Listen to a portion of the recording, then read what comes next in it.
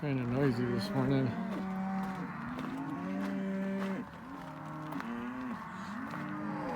We started off the day with a nice little shower that was just lasted for a few minutes, and it was enough to settle the dust to make working in the corrals a little more comfortable.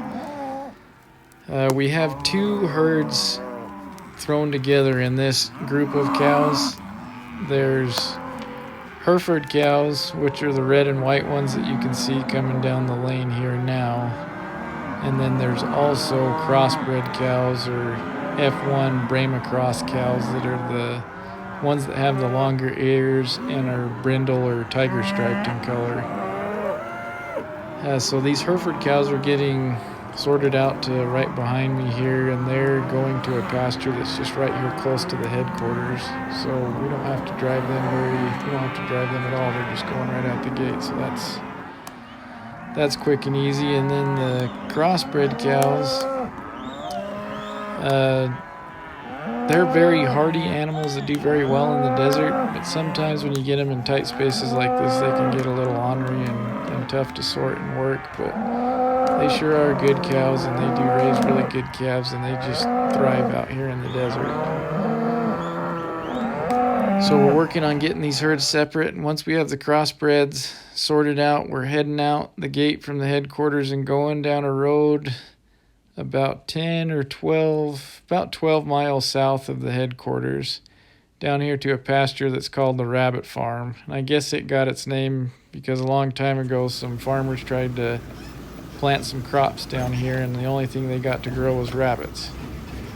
You can see the feed is really good down here. There was lots of rain. The southern pasture where we're trailing all these cows today, and brought the pickup up ahead so we didn't have to ride all the way back to the headquarters. So now I'm headed out to meet up with the guys and the cows. They should be coming down the road here a little ways.